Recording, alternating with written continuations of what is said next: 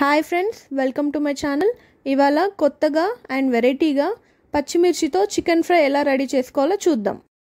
ఇప్పుడు 1/2 kg chicken కోసం ముందుగా స్టవ్ వెలిగించి కడాయి పెట్టుకొని 5 టేబుల్ స్పూన్ల ఆయిల్ వేసి, ఆయిల్ వేడెక్కాక పోపు దినుసులు 1/2 టీ స్పూన్ పసుపు వేసుకోవాలి.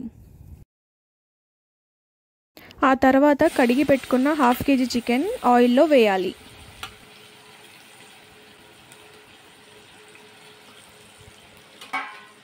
ఇందులోనే 1/2 టీ స్పూన్ ఉప్పు వేసుకొని మిశ్రమాన్నంతా కలిపి సిమ్లో ఒక 10 మినిట్స్ వరకు మూత పెట్టి వేయించుకోవాలి. ఇప్పుడు మసాలా తయారీ విధానాన్ని చూద్దాం. మిక్సీ జార్లోకి పచ్చి కొబ్బరి ముక్క చిన్నది, దాల్చిన చెక్క ముక్క, 4 మిరియాలు, 6 పచ్చిమిర్చి, 1/2 టీ స్పూన్ ఉప్పు వేసి మెత్తగా గ్రైండ్ చేసుకొని పక్కన పెట్టుకోవాలి. 10 నిమిషాల తర్వాత మూత తీసి చూస్తే వాటర్ అంతా ఇంకిపోయి ఆయిల్ పైకి తేలి ఉంటుంది.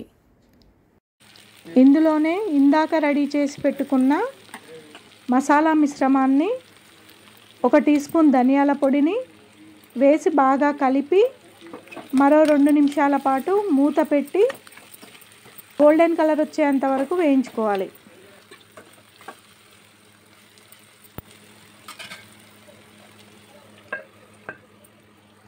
రెండు నిమిషాల తర్వాత మూత తీసి 1 టీ స్పూన్ అల్లం వెల్లుల్లి పేస్టు, కొత్తిమీర చల్లుకొని మరో 2 నిమిషాల పాటు సిమ్లో వేయించుకొని స్టవ్ ఆఫ్ చేసుకోవాలి.